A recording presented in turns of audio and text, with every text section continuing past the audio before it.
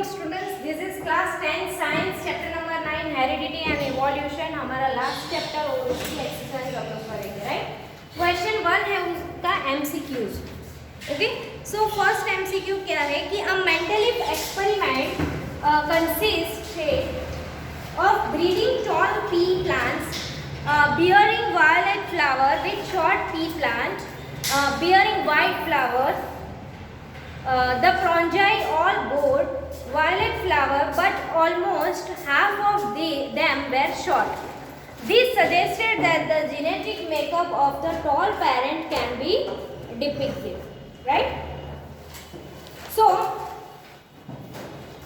see, इसमें हमें बता दिया है कि जो मेंडलीव ने एक्सपेरिमेंट किया था पी प्लांट का, राइट, उसमें क्या किया था उसने कि जो प्लांट्स है उसमें आधे प्लांट्स शॉर्ट थे, राइट। सपोज हम 4 प्लांट्स की बात करें तो उसमें 2 शॉर्ट है और 2 कैसे हैं, लॉन्ग है, राइट। एंड इसके जो फ्लावर है उसमें कुछ वायलेट है एंड कुछ कैसे है, वाइट, राइट। तो मेंडल के जो एक्सपेरिमेंट था उसमें वायलेट फ्लावर थे, वो कैसे थे, वो डोमिनेटेड थे कि वाइट डोमिनेटेड थे, याद करो तो कौन से वाले फ्लावर है वो डोमिनेटेड थे, वो तो एक आया था ना, देखो तो कौन से वाले डोमिनेटेड थे, वायलेट वाले, राइट। तो लास्ट में कौन से, देखो यहाँ पे violet and white flower, right. तो सबसे ज्यादा लास्ट में जो फ्रॉन्जाई मिल रही है उसमें सबसे ज्यादा कौन से फ्लावर है, वायलेट फ्लावर, राइट। तो वायलेट फ्लावर कैसे थे, डोमिनेटेड थे, राइट। तो इसमें चांसेस क्या मिलेंगे कि वाइट फ्लावर है एंड वायलेट फ्लावर है, तो वायलेट डोमिनेटेड है। तो वायलेट के लिए अगर हम कैपिटल W और वाइट के लिए स्मॉल w लिखे, राइट, और शॉर्ट के लिए स्मॉल t एंड लॉन्ग के लिए कैपिटल T, राइट। तो चांसेस क्या होंगे आने के, सी इसमें तो कोई भी डोमिनेटेड नहीं है, राइट। तो 50% इसमें क्या होगा, शॉर्ट एंड 50% प्लांट जो नेक्स्ट फ्रॉन्जाई होगी उसमें 50% प्लांट टॉल होंगे, राइट, क्योंकि उसमें कोई डोमिनेटेड नहीं है। समझ में आया, यस और नो। तो 50% प्लांट है वो शॉर्ट पैदा होंगे और 50% प्लांट है वो लॉन्ग होंगे, राइट। बट जो कलर है, कलर में क्या होगा, तो वायलेट प्लांट है वो कैसा है, वो डोमिनेटेड है, राइट। तो W इज डोमिनेटेड, है ना। तो ज्यादा से ज्यादा चांसेस क्या होंगे कि W ही नेक्स्ट फ्रॉन्जाई में आएंगे, राइट। तो half T, half small t and most of the plants will be violet flower, right. तो कौन सा ऑप्शन आएगा इसमें, सी ऑप्शन आएगा, राइट। कौन सा ऑप्शन आएगा इसमें, सी ऑप्शन आएगा, राइट। ओके, चलो सेकंड क्या है, सेकंड क्वेश्चन रीड करो तो, चलो हाँ सर दीदी रीड करो second question. An example of homologous organ is yes, homologous organ का एग्जांपल क्या है, our arm and dog's 4 leg. ओए, हमारा आर्म और डॉग का 4 लेग वो होमोलॉगस है, नहीं। Our teeth and elephant's tusk, elephant tusks मतलब एलिफेंट के जो एलोंगेटेड टीथ होते हैं ना साइड वाले, उसको टक्स बोलते हैं, पता है ना। एलिफेंट के ऐसे साइड पे दोनों टीथ होते हैं, right. Potato and runner of grasses, तो no, right. All of the above, तो क्या आंसर आएगा, ऑब्वियसली बी, हमारे टीथ और एलिफेंट के टक्स आएंगे, राइट। चलो नेक्स्ट थर्ड एमसीक्यू क्या है, in evolutionary term we have more in common with a Chinese school boy, a chimpanzees, a spider या बैक्टीरिया, क्या आंसर आएगा, Chinese school. Yes, right. क्यों, क्योंकि वहाँ पे जनरली सबकी जो आईज है वो हमें थोड़ी सेम लगती है, राइट। ओके, सो उसमें क्या आएगा, ए चाइनीज स्कूल। चलो next, a study found that children with light coloured eye, Shashwat next 4th वाला क्वेश्चन रीड करो, 4th question answer. a study found that children with light colored eyes are likely to have parents with light colored eyes. On this basis, we can be anything about whether his light eye color trait is dominant or recessive? Yes. Why or why not? Why or not, right? So a study found that children with light color eyes are likely to have parents with light color eyes. On this basis, can we say anything about whether the light eye color traits is dominant or receivers, right? जो light color eye है वो dominant है कि receiver है, वो कैसे हमें पता चलेगा? Let's see. आंसर लिखते हैं हम लोग. चलो आंसर लिखो.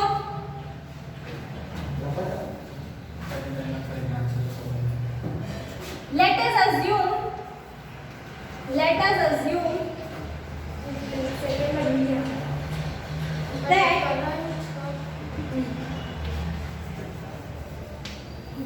that the children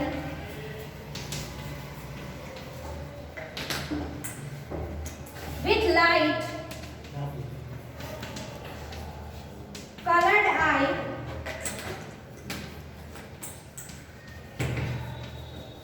can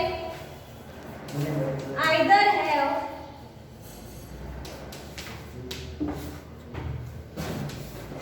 capital L or Li or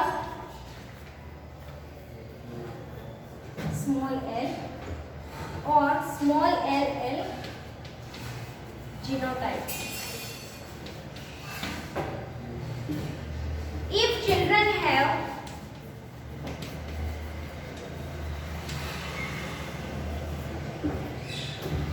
L genotype,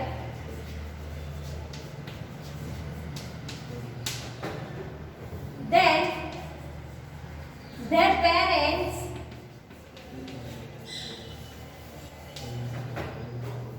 will also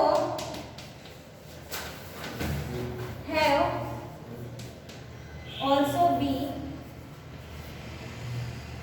of L and genotype, right? Obviously mother का जीनोटाइप भी L होगा, फादर का भी L होगा, तभी वो स्पॉन्जाई में L जीनोटाइप आएगा, राइट? कैपिटल L जीनोटाइप उसमें आएगा. यस और नो? Yes. सो यहाँ पे लिखेंगे हम ऐसे ही, अगर मदर का भी L है और फादर का भी पैटर्नल की तरफ से L है, तो जो नेक्स्ट स्पॉन्जाई होंगे उनमें भी उनके L और L मतलब लाइट कलर आई होगी, राइट? अदरवाइज अगर उनकी इसमें स्मॉल L होगा तो may be the chances will be कि उसमें लाइट आई ना आए, राइट? बट दोनों में अगर लाइट आईज है तो उसके टोटली चांसेस है कि उसमें लाइट आईज होगी. So next, if the children, ऐसे भी आप लिख सकते हो समझने के लिए, if the children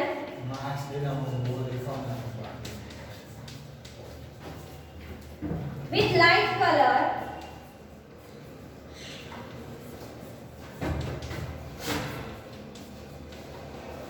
I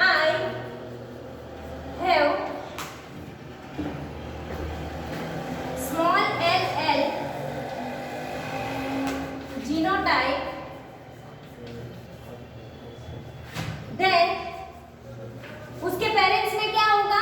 अगर स्मॉल ll जीनोटाइप होगा तो उसके दोनों पेरेंट्स में भी स्मॉल ll होगा, राइट? तभी उसमें होगा their parents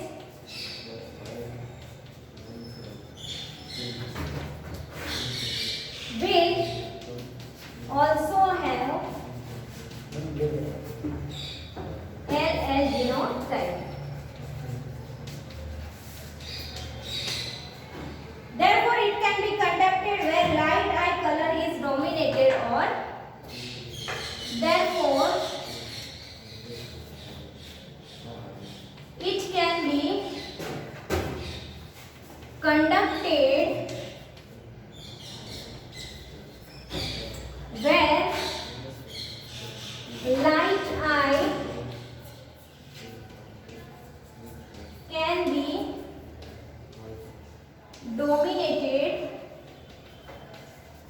or receive, right.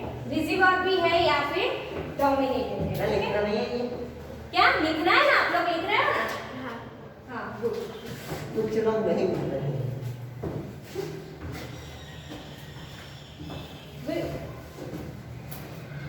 Rough notebook में लिख लो अगर नोटबुक नहीं लाए। hide,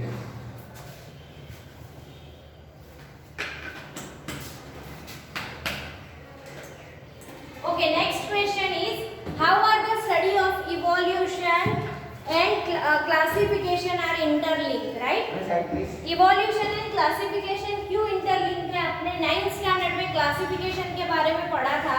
5 kingdoms are there, right? Monera, Plantae. Okay, तो प्लांट में दुनिया में जितने भी प्लांट्स हैं वो सब प्लांटाई में आएंगे।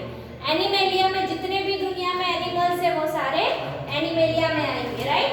तो ये जो क्लासिफिकेशन हमने 9th स्टैंडर्ड में पढ़ा था वो और इवोल्यूशन एक दूसरे के साथ कैसे रिलेटेड है, राइट? तो उसके बारे में हम लोग लिखेंगे। इवोल्यूशन मतलब फिलोसोफर एंड साइंटिस्ट ने मिलके ये ढूंढा कि सबसे पहले कौन से प्रजीव आए होंगे, उसके बाद उनकी जो स्पीसीज है वो कैसे आगे बढ़ी, प्रजाति कैसे आगे बढ़ी, राइट? ओके, तो चलो 5th आंसर लिखते हैं हम लोग।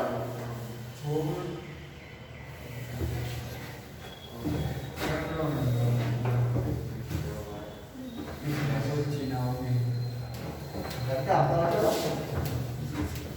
आए और ना करते आंसर 5th है, क्या हुआ? Answer 5th is classification involve. Classification and evolution कैसे एक दूसरे के साथ कनेक्टेड है? तो classification involve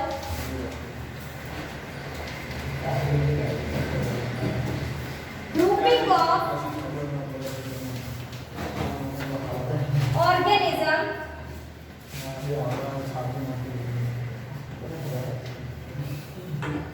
into a formal system based on similarities in internal and external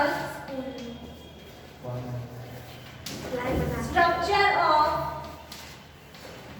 evolutionary history।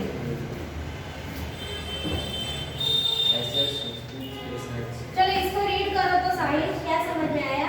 To species are Classification involves grouping of organism into a formal system based on the similarity.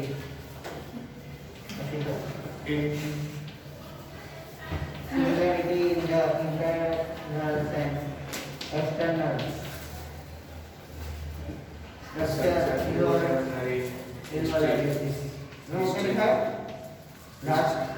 Structure evolutionary history. बोलो तो क्या समझ में आया इसमें? मैं क्लासिफिक एक group बनाया गया, क्लासिफाई किया है ऐसा फॉर्मूला जैसे जिसमें सारे एक जैसे अंदर से और बाहर से ऐसे स्ट्रक्चर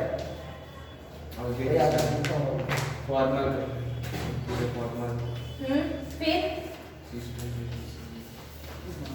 मैं मतलब एक ऐसे बनाया स्ट्रक्चर जहाँ पर फॉर्मूला लिखा है कि एक जैसे जो भी है ना सिस्टम मतलब सिमिलर अंदर से और बाहर से क्या होगा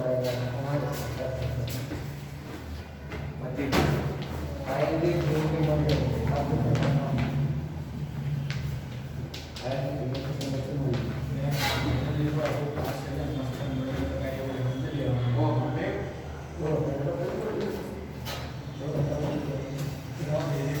हमारे लिए खरीद करे हो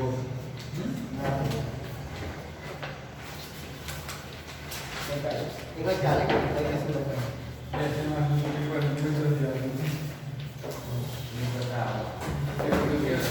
चलो ये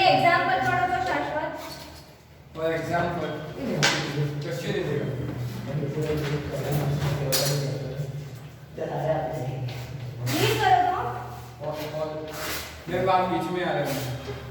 for example in a family of brother and sister.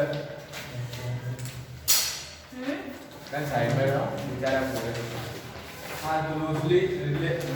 They have recent common ancestor. ancestor. Example their parents or brother and his. क्योंकि जो भाई और बहन है, right, for example in family of a brother and a sister are closely related as they have recent common ancestor, right. वो किसके साथ है? कॉमन एंसेस्टर, उनके पेरेंट्स के साथ, राइट। फिर जो ब्रदर है एंड कजिन ब्रदर है वो भी कॉमन कैरेक्टर्स है, बट उनके एंसेस्टर कैसे है? अलग है, मतलब उनके पेरेंट्स कैसे है? अलग है, right. And his cousin have a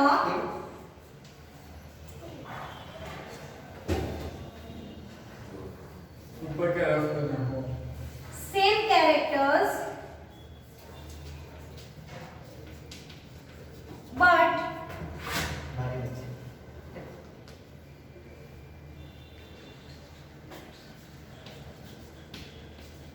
less than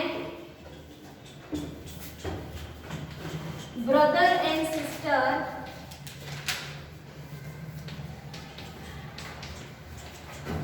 because ancestor, उनके ancestors कैसे हैं? Different.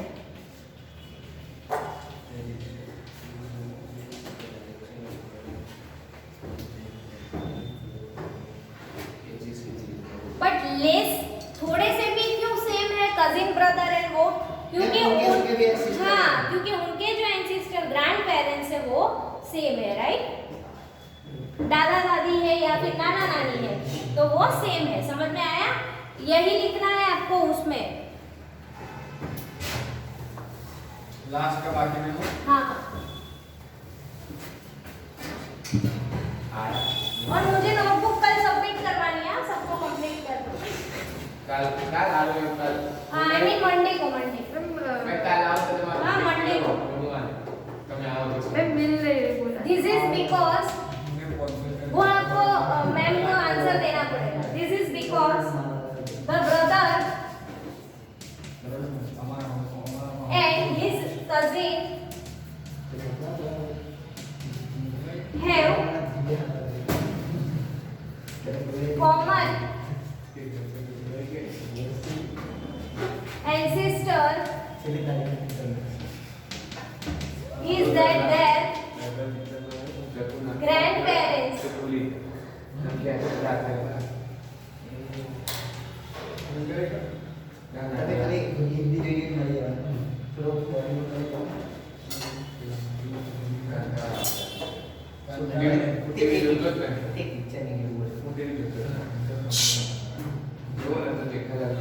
लिख लिया? लिख लिया नीलेश?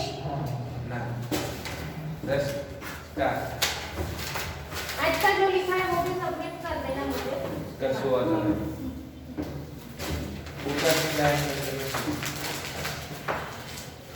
मैं बाद में लिख दूंगा, अपने साइंस का ही कर दूंगा।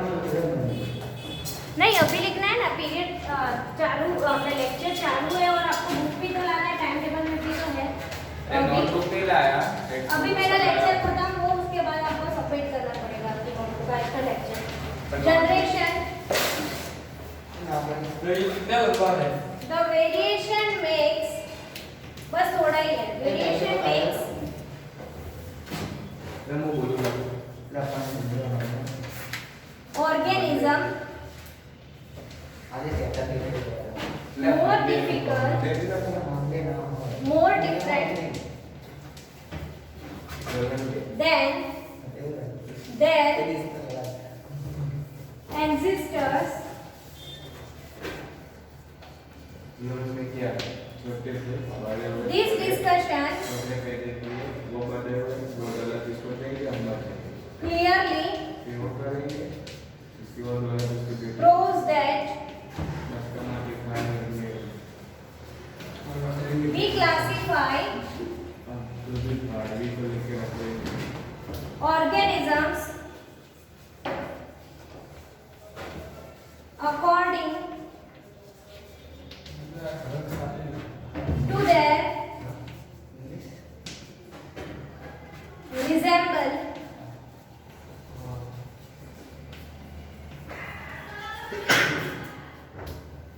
which is similar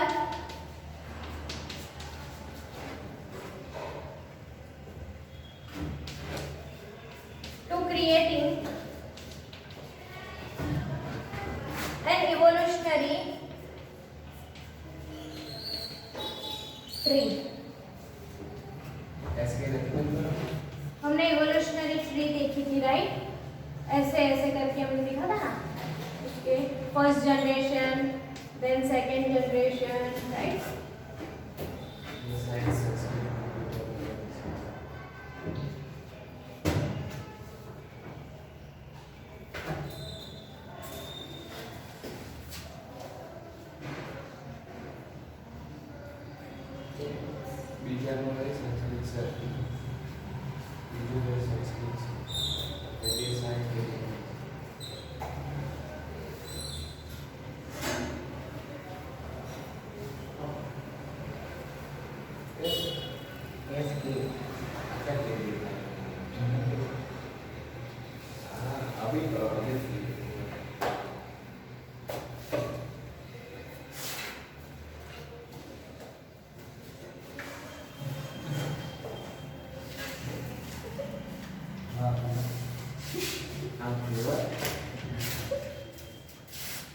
ये वाले खा लिया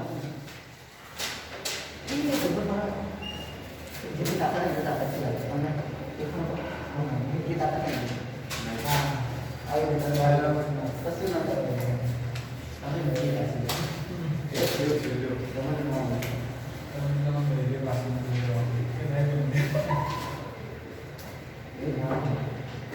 देखा चलो नेक्स्ट 6th क्वेश्चन है homologous and analogous, right? 6th question is homologous and analogous. Okay, what is homologous according to you? क्या मैम What is homologous एक according? जैसा कॉपी कॉपी और एक जैसा था ना, इसलिए लास्ट टाइम। नोटबुक नहीं, मैंने बोला ना। बट ये आज का तो लेक्चर लिखा होगा ना आपने? स्टार्टिंग से नहीं लिखा इधर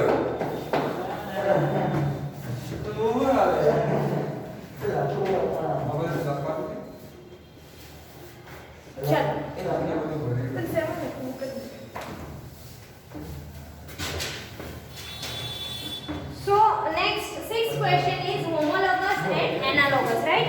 हमने पढ़ा था homologous का एग्जांपल क्या है नीलेश? बोल दो हाँ हाँ नहीं तो वो नहीं होगा homologous का एग्जांपल क्या है?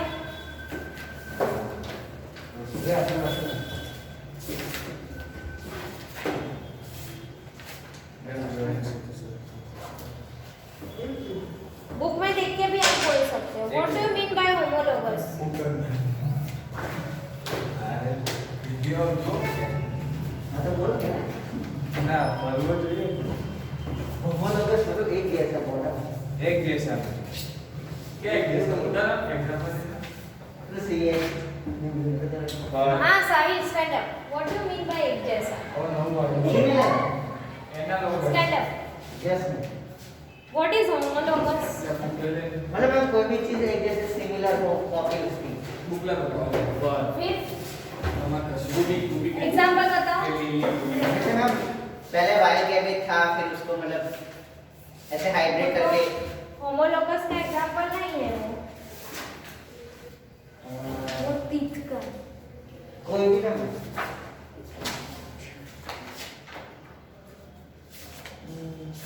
मतलब वो वर्ड के जो हाथ थे ना मैम बैक और हाँ वेरी गुड और एलिफेंट का वेरी गुड और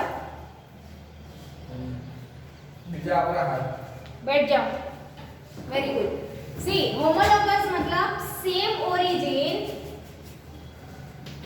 स्ट्रक्चर मतलब same structure and different function right. जैसे कि इधर देखो, जैसे कि बर्ड है राइट एंड ह्यूमन, तो हमारे जो आगे के जो हाथ है राइट, जो 4 लिम्स वो उसमें कहाँ कन्वर्ट हो जाते हैं, 4 लिम्स में राइट, मतलब विंग्स में कन्वर्ट हो जाते हैं। ओके, तो हमारे जो हाथ है और विंग्स है उनके स्ट्रक्चर हमारे जो पैर है और उनके जो विंग्स है उनका स्ट्रक्चर कैसा होता है, सेम होता है, बट फंक्शन कैसा है, डिफरेंट फंक्शन। मतलब वो लोग उड़ने में हेल्प करते हैं और हमें चलने में। समझ में आया? हमारे जो 4 लिम्स है राइट और उनकी विंग्स है राइट, वो क्या है, होमोलोगस है, मतलब सेम ओरिजिन, स्ट्रक्चर सेम है, डिफरेंट फंक्शन। वैसे एनालॉगस में उल्टा, इतना ही लिखोगे ना और 2 example you will get 2 marks. Okay, इसमें क्या है, different origin and same function. उसका एग्जाम्पल है बैट एंड बर्ड की विंग राइट, हमने पढ़ा था ना। ओके, बर्ड की विंग क्या है, वो 4 लिम्स ऐसे विंग्स में कन्वर्टेड है, और बैट में क्या है, तो बैट में ऐसे स्ट्रेच होती है, उसकी स्किन पूरी ऐसे स्ट्रेच होती है राइट। समझ में आ रहा है कि नहीं? तो what do mean by analogous, फिर से समझाओ तो साहिल।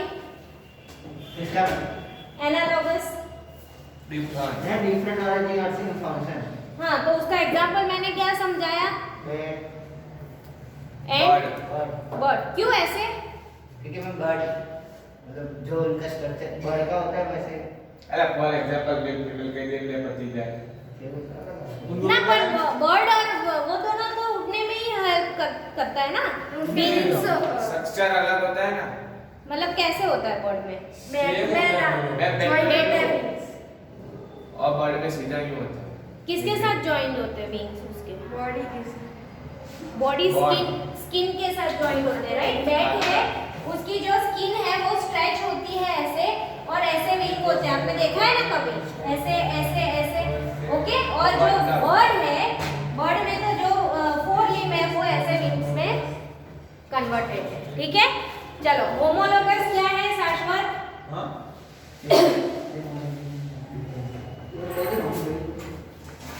सेम और कॉमन होता है फ्लाइंग में, और है ना यूज मतलब कॉमन यूज में वो फ्लाइंग होता है, और वो ओरिजिन उनका कॉमन होता है।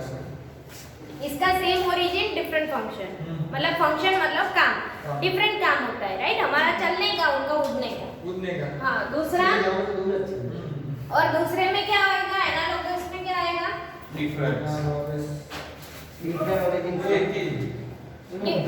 उसका अलग नहीं, एक नहीं है, 2 ऐसे कंफ्यूजन में मत रहे। Same origin different function, different origin same function. Bat और बर्ड है वो दोनों उड़ने में ही काम कर रहे हैं, बट ओरिजिन डिफरेंट, मतलब उनका स्ट्रक्चर डिफरेंट होता है राइट। ये स्किन के साथ उसके विंग्स जॉइंट होते हैं, स्किन स्ट्रेच होके फिर विंग्स बनती है, और बर्ड में क्या है, स्किन स्ट्रेच होके नहीं बनती है, जो 4 लिम्स होते हैं वो विंग्स में कन्वर्टेड होते हैं। समझ में आया कि नहीं? ओके, चलो नेक्स्ट 7th क्वेश्चन का आंसर लिखो। ये आपको होमवर्क में करना है, ठीक है, मैंने आपको समझाया, वर्ड्स में आपको लिखना है। चलो आंसर 7, आंसर 7 क्वेश्चन रीड करो तो नीलेश। आंसर 7 से हम लोग नेक्स्ट लेक्चर में करेंगे। Thank you everyone. How can ये